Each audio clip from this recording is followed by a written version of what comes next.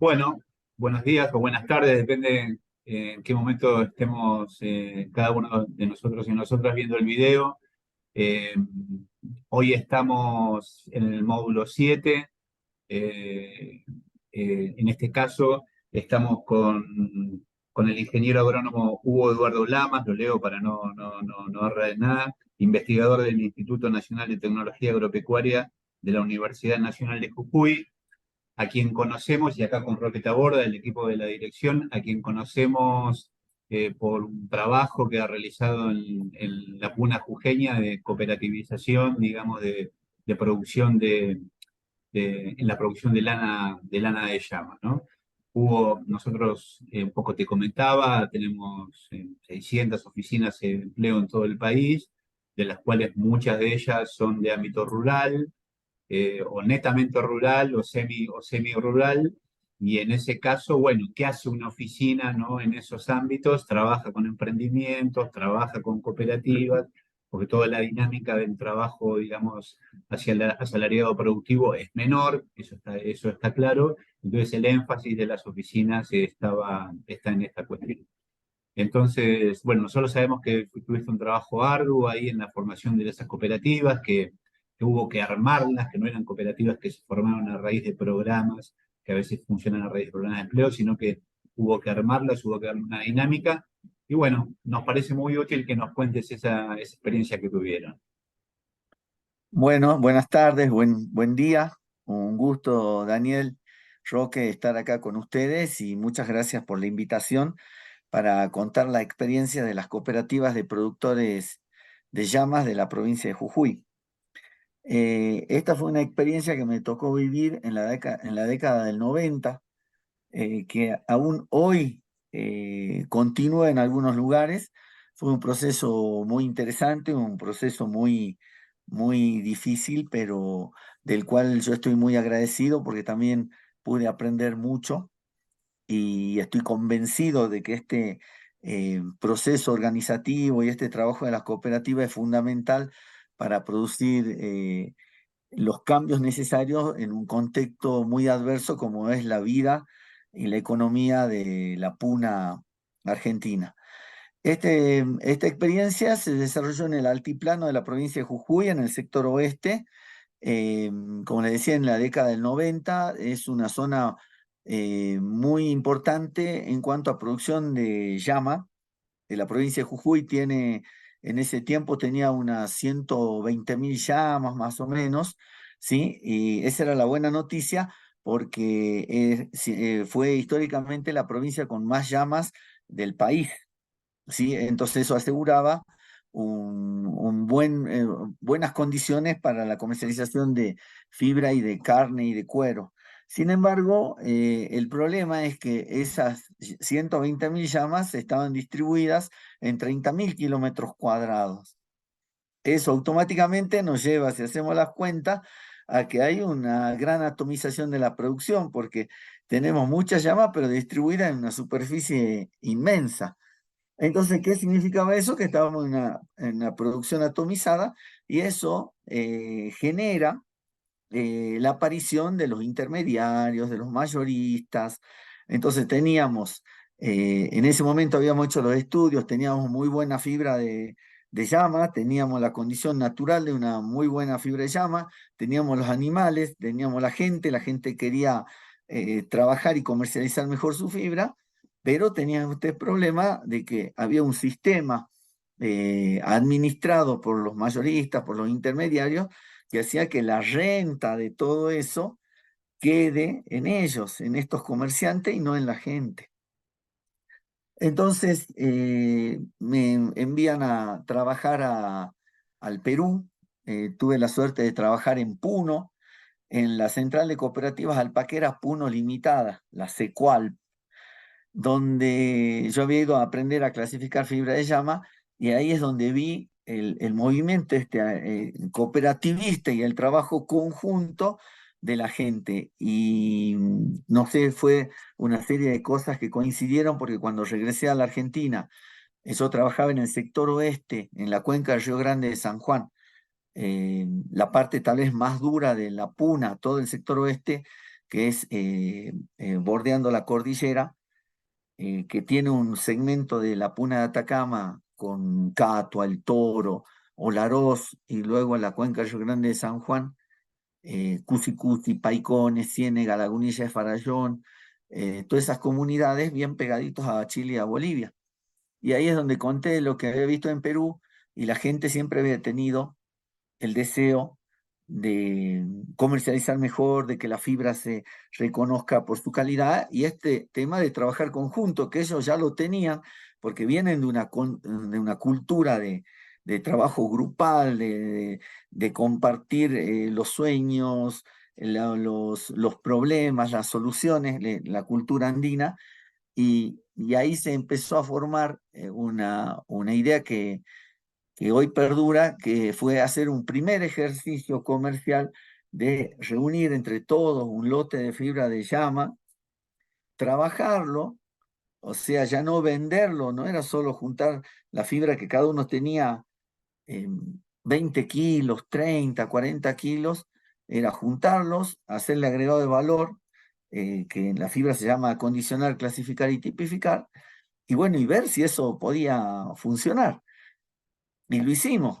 Y empezamos, cada uno empezó a llevar en la comunidad de Custia, era el año 1995, empezaron a llevar 10 kilos, 15, 20, 30 kilos, el que más tenía, y llegó un momento que cuando hicimos el balance, teníamos 2000 kilos de fibra de llama, lo empezamos a trabajar y teníamos 2000 kilos de fibra de llama acondicionada, clasificada y tipificada, lo cual en plata era un valor muy importante. Entonces yo dije, bueno, ya está, lo hicimos. Y me dice, no, no, esto no está, porque usted nos dijo que esto lo teníamos que comercializar.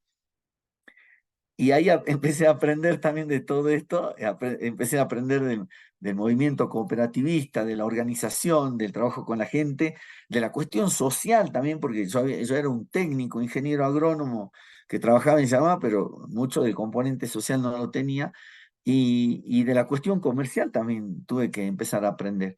Finalmente, con el apoyo de todos, y ahí estuvo el germen de este trabajo y de estas cooperativas que se formaron, con el apoyo de todos, logramos vender esa fibra.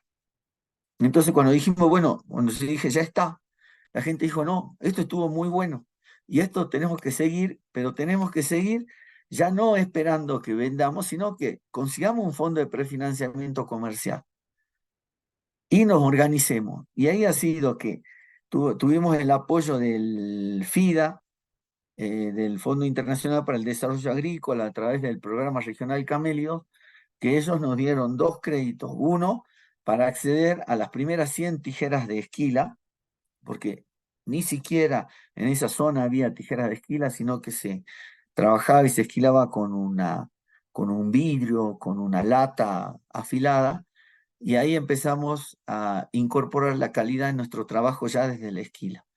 Y el otro fondo fue para tener un fondo, el primer fondo de prefinanciamiento comercial, que ayudó a que iniciemos un segundo acopio y que iniciemos el proceso de organización ya formal en cooperativa. Fue así que se formó en el año 96 la primera cooperativa de productores llameros, que fue la cooperativa Río Grande de San Juan.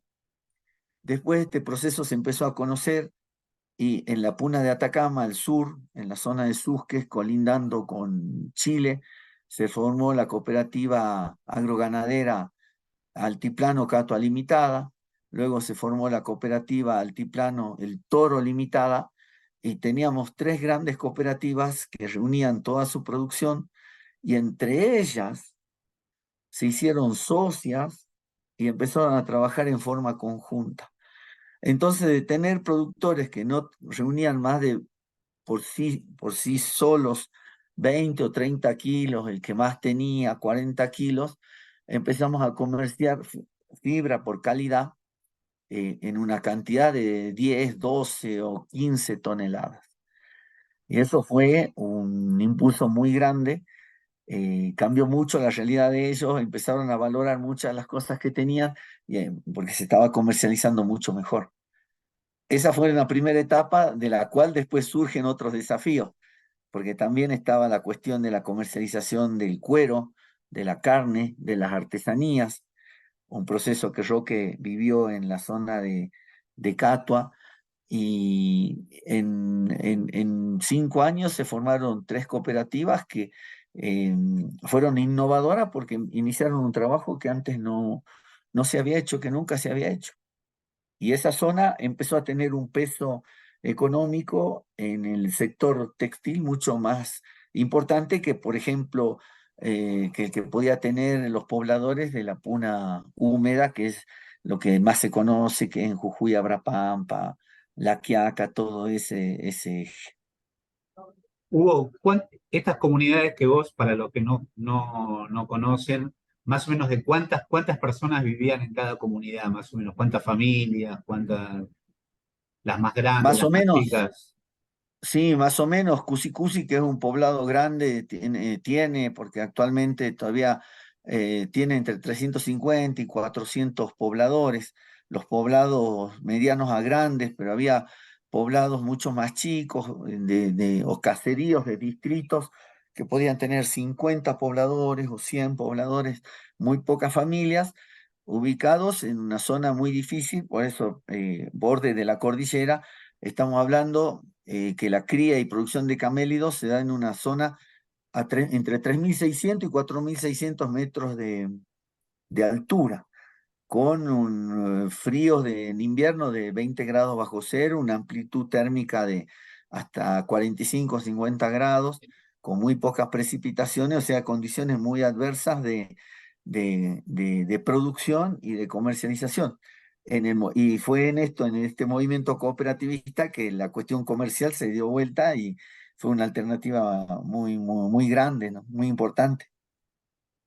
¿Y cuál vos crees que ha sido digo, cuando en tu trabajo la principal dificultad o digamos, alguien que está, digamos, en muchos municipios, hay personas también que quieren, digamos, dar asistencia técnica para la formación de cooperativa, ¿qué les recomendarías de acuerdo a tu experiencia?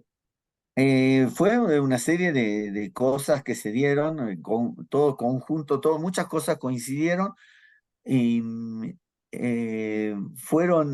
yo mismo aprendí mucho de ese proceso, pero lo principal, tal vez, yo tenía una formación técnica, como les decía hace rato, pero era toda una cuestión social, ¿sí? Y una cuestión de llegar y de lograr los acuerdos. Y esto es muy importante porque no solo eran acuerdos dentro de la cooperativa, eso se extendía a la comunidad, acuerdos con el resto de la comunidad. Eso significa un acuerdo más grande con el municipio del lugar, que también eso nos ayudó mucho. Y después todos esos acuerdos se trasladaban con las comunidades vecinas, con las cooperativas, las otras dos cooperativas vecinas y con los otros municipios. En eso ha sido, creo, ese es el principal desafío, la cuestión organizativa, de la cual a veces muchas cosas se aprenden en los espacios académicos o en los cursos, que eso es muy importante, pero también mucho ha dado la vivencia. En esto, la vivencia que tuve fue inmensa.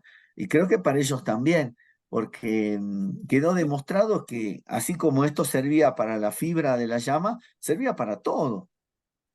Y después se comercializó, por ejemplo, hubo otros desafíos, por ejemplo, emprendimientos de los artesanos, ¿sí? Después era tener un logro, alcanzar, por ejemplo, comprar medicinas insumos veterinarios para los animales a un costo menor, o lograr proyectos de captación y distribución de agua para el territorio. Entonces creo que eso mostró muchas cosas que hasta ese momento no se veían, y que de una manera u otra después cada cooperativa siguió su historia, pero tuvo logros y logros muy importantes en su zona.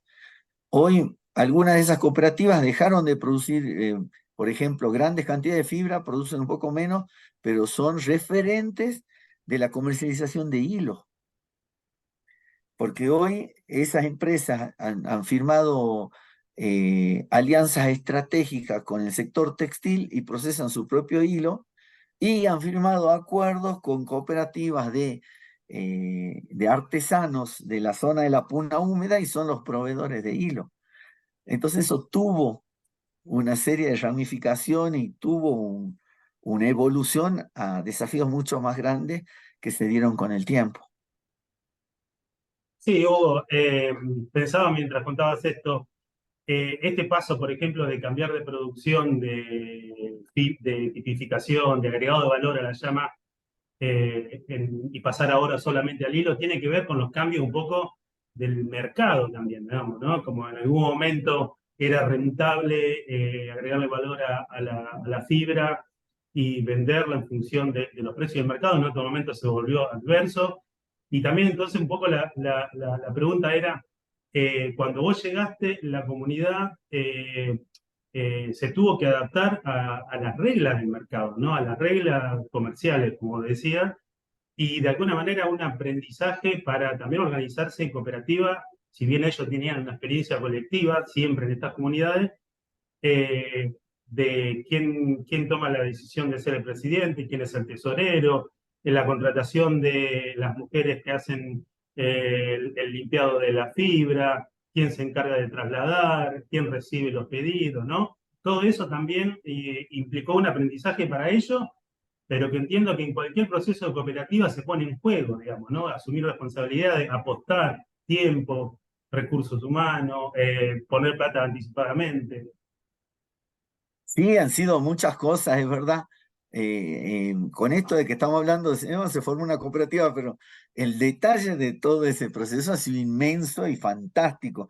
Y acá, Roque, muchas gracias porque me hace acordar con más detalle.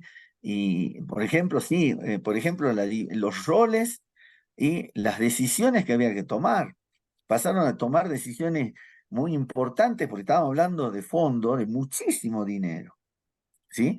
Y otra cosa, entonces estaba la cuestión de las decisiones, capacitarse en las decisiones o en ser dirigentes, ya no eran simplemente productores que estaban articulados, relacionados con una economía campesina, sino que estaban insertando en un proceso, en cierta manera, como capitalista, por relacionarse con las grandes empresas textiles. Entonces eran productores, pequeños productores que se relacionaban y negociaban de igual a igual con las grandes empresas textiles. Entonces eso significó para eso también mucha experiencia, se generó mucha experiencia interna, la división de trabajo que hubo, porque teníamos los gestores, los negociadores, las autoridades de las cooperativas, estaban las señoras clasificadoras que hubo que formar equipos de señoras clasificadoras, pero con una capacidad inmensa de trabajo, una capacidad para manejar la fibra, el conocimiento que ellas tenían en forma natural, se convirtió ya en algo empresarial. Los esquiladores mismos, convertir su sistema productivo de producir fibra por cantidad a producir por calidad.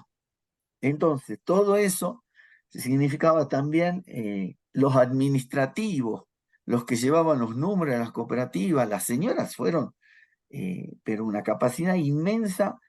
Los jóvenes se sumaron a ese proceso y era todo un equipo de trabajo inmenso, inmenso que se multiplicaba por 3 y que a la vez tenía en turnos, ellos se organizaban entre las 3 cooperativas para que en forma rotativa las distintas autoridades vayan negociando la comercialización de la fibra.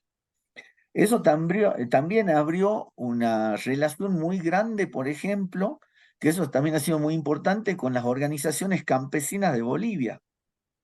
O sea que esto trascendió de las fronteras, que era todo el límite y el perímetro de la Puna de Jujuy, sino que nos relacionamos y nos hicimos socios con las empresas, con organizaciones muy importantes de Bolivia, como las ASCAS y las ARCAS, que eran las asociaciones zonales de creadores de camélidos y las asociaciones regionales de creadores de camélidos.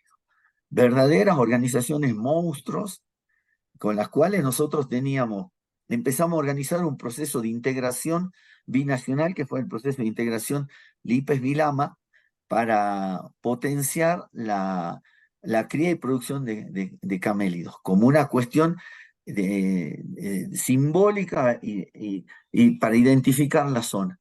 Entonces este proceso también se sumó al proceso que estaba teniendo Bolivia, en un contexto completamente adverso, porque lejos de La Paz, lejos de Buenos Aires, trabajamos en forma conjunta para salvarnos entre todos, y esto es entre todos, para vivir mejor entre todos, no yo solamente o me importa lo mío, sino que importaba lo de todos. Y esto no podría haber sido posible. Ahora para mí ya hay cosas que me han quedado como leyes, ¿sí? O como ya está comprobado, que para este desarrollo nosotros consideramos tres patas. Una era la asistencia técnica, era lo que uno había estudiado, lo que llevaba ahí, la propuesta de comercializar mejor la fibra, las artesanías. Segundo, un fondo de prefinanciamiento comercial. Pero todas esas dos cosas no hubieran servido de nada si no existía la organización. Y eso yo creo que es lo principal. Sin la organización y sin el trabajo conjunto, era imposible que ese proceso se diera. Y es imposible que hoy se produzcan cambios en el altiplano, porque las cuestiones geográficas no las vamos a cambiar. La atomización de la población, que hay 2.500 explotaciones dedicadas a la cría de llamas, siempre va a estar en 30.000 kilómetros cuadrados. Entonces siempre lo que se produzca va a ser una producción atomizada. ¿Cuál es la forma de romper eso? No voy a cambiar ni la geografía, ni voy a sacar una población, no voy a traer otra. No, es simplemente que se organicen y que todo se trabaje como un todo, que toda la fibra de Jujuy se trabaje igual, las organizaciones existan. Y también, si no existieran estas cooperativas, ¿cómo nos vamos a articular y vamos a dar cumplimiento a las exigencias, por ejemplo, administrativas de la FIP, del sistema contable del Estado? ¿Sí? Entonces ahí también, esto también es importante, la cooperativa era la que facturaba. Entonces ellos, cada uno llegó a los mercados principales. Había que vender carne, listo, la cooperativa facturaba. Entonces no era necesario que ellos estén inscriptos, no era necesario todo el trabajo extracomunitario, sino que la misma cooperativa era la contención para muchas cosas. Y, me parece como muy importante esta cuestión donde, más allá de, digamos, porque indudablemente el núcleo es la organización de las personas que viven y producen, pero bueno, una participación exterior, por llamarlo de alguna manera, del Estado, quizá vos te desempeñabas en algún organismo en ese momento, pero desde ese punto lo vemos nosotros, ¿no? Como un municipio, como una oficina de empleo puede estar de alguna manera tratando, colaborando con esos procesos que son sociales y en parte autónomos, pero colaborando, ¿no? Y que evidentemente necesitan alguna asistencia técnica permanente, no es que uno lo pone a funcionar y ya después para siempre funciona aceitado y solo, ¿no? Funciona, pero digo, la necesidad de estar permanentemente viendo cuáles son los cambios en esa organización que se dio, hacia dónde va y ayudando a proyectar un poquito, digamos. Parece que esa es nuestra función, ¿no? Sí, sí, no, eso por supuesto que sí. En esto ha sido muy importante el rol del Estado en la figura, por ejemplo, de los municipios, de las comisiones municipales. En esto eh, ellos apoyaron muchísimo el componente de capacitación, porque está el componente de la organización y el componente de la capacitación que articulábamos con los municipios o con las instituciones del Estado, las Claro. instituciones que estaban en la investigación y el desarrollo. Hoy, después de muchos años, bueno, hoy me toca hablar desde la Universidad Nacional de Jujuy o desde el Instituto Nacional de Tecnología Agropecuaria. Ya tengo otras responsabilidades, pero he seguido viviendo procesos organizativos, procesos cooperativistas ya en otros espacios y con la experiencia que gané en ese tiempo. Y todo esto, como decías, ha sido un componente de conocimientos que se sumó a la población local, que ha sido también como un catalizador, un detonante, ¿sí? Un iniciador de ciertos procesos que después, por supuesto, van teniendo la dinámica o se van acomodando según los tiempos, las condiciones. Por eso esto que comenzamos como cooperativas que comercializaban solamente fibra de llama, después se convirtieron en muchas cosas. Y hoy hay emprendimientos artesanales súper importantes que tienen el perfil cooperativista, en la cual también el Estado encuentra el espacio para apoyar, porque a veces uno mismo como Estado no sabe cómo canalizar los recursos que uno tiene, ¿no? Y en estas organizaciones uno encuentra ese espacio. Eh, sí, yo también señalar, digamos, a toda esa experiencia que vos contabas, después un poquito más tarde se suma acá ahora que nuestro compañero Roque, y siempre me pareció virtuosa esa combinación entre un ingeniero y un sociólogo, digamos, Sí. y después Roque, vos participaste un poco después en toda la parte, digamos, de tejido, ¿no? Como, Exacto. Sí, bueno, yo conocí un poco la experiencia de la cooperativa. Allá por el 2001, 2002, me fui sumando voluntariamente al proceso, aportando de lo que podíamos. Y finalmente vimos en Catua, 2007-2008, trabajado anteriormente, la posibilidad de llevar adelante un proceso de capacitación de artesanía en telares con 20 mujeres de la comunidad. eh, y ahí tiene valor esto que decíamos de cuánto apoya el municipio, cuánto interviene el Estado. Ese fue un proceso donde se consiguieron fondos en ese momento de desarrollo social para comprar los insumos que eran telares semi-industriales. En la comunidad se venía moviendo con telares antiguos, haciendo el hilado también con las herramientas que decía Hugo. Eh, y ahí básicamente entramos a trabajar en 4 procesos. En la organización, duraron 8 meses la capacitación, esquila, el trabajo con la fibra, bueno, la tipificación, el teñido, el uso de los telares, la terminación de la prenda y la comercialización, ¿sí? Eh, Eso fue una experiencia como muy rica. ¿Qué es lo importante? O sea, el saber estaba en la comunidad, el recurso humano estaba, el producto estaba, ¿no? Eh, yo pondría, por ahí rescato un poco en función de esto que estamos hablando, del organizativo, es eh, las comunidades tienen 2 o 3, dadas las situaciones geográficas, sociales, climáticas, normalmente tienen 3 o 4 formas de ganarse la vida. Uno de sus recursos es la llama, la minería por otro lado, el empleo público que no es mucho, y algunas otras cosas que se van a llevar, la quinoa, etcétera, etcétera. Ahora, eh, lo importante por ahí fue cómo 20 mujeres deciden poner parte de su tiempo para llevar adelante un proceso de aprendizaje y cooperativización. Eh, por ahí lo que aprovechaba un poco para ahora que estamos acá, después de tantos años que hemos trabajado en esa experiencia, es, yo creo que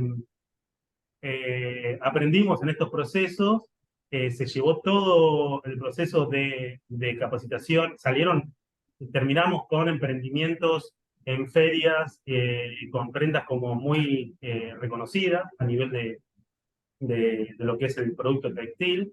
Y después, obviamente, hay otro proceso que me parece que hoy cualquier cooperativa tiene dificultades, que tiene que ver con esto de los cambios en la forma de producir en cantidad en relación a la demanda del mercado, ¿no?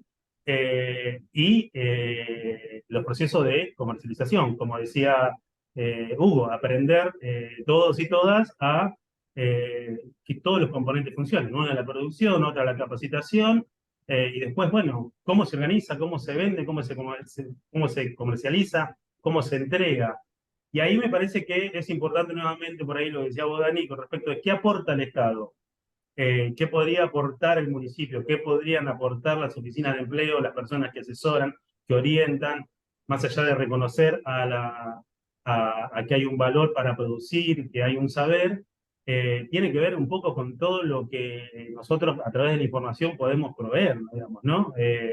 Así como en algún momento conseguimos fondos de desarrollo social, así que como se fueron generando instancias de intercambios con otros procesos cooperativos, también hay un desafío adelante que para mí, por lo menos la experiencia que yo tuve, tiene que ver con la experiencia dura y pura del mercado en cuanto a producir en función de lo que te piden, en función de lo que puedes dar como cooperativa y llevar adelante la comercialización, ¿no? Sí, muy rico. Eh, bueno, Hugo, tus comentarios finales, digamos, de todo esto. Sí, muchas gracias por este momento, porque también me permite recordar muchas cosas muy buenas que hicieron después a mi formación, por supuesto. Y esto que también decía, conocer una persona en este proceso, personas muy, muy buenas y muy lindas. En este caso, comparto con Roque el espacio, hemos compartido años y lo que decías, ¿no? También porque una veces tiene una formación técnica, y uno cree que está preparado para ciertas cosas. Y este trabajo con Roque, que es una amistad, no es trabajo, sino ya es una amistad, pero su visión a mí me produjo también muchos cambios para bien. Y hemos compartido toda esta experiencia, hemos vivido mil problemas, porque también en esto que era la cooperativa era todos los días algo diferente, algo novedoso, un desafío nuevo para el cual no estábamos preparados ni la gente ni nosotros, pero lo lindo de todo que entre todos sacábamos el problema adelante, encontrábamos la solución. Yo que fue parte de esta historia, es parte de esta historia, porque no ha terminado, todavía seguimos, los desafíos no se terminan, y como decía el Roque, el producto está, el recurso humano está, la capacitación es nuestra obligación como Estado de acompañar todo este proceso y en espacios y en ambientes que son muy, muy necesarios. Los cambios se tienen que dar con toda la complejidad de la cuestión comercial, pero se tienen que dar y en eso trabajar día a día. Yo muy agradecido de poder contar mi historia, Dani, Roque, siempre dispuesto a poder apoyar a ustedes, a vuestro trabajo y a toda la población y a los grupos de emprendedores, ¿no? Muchísimas gracias. Bueno, no, muchas gracias a vos, Hugo y Roque. Y bueno, saludamos a todos los que están viendo este video. Gracias.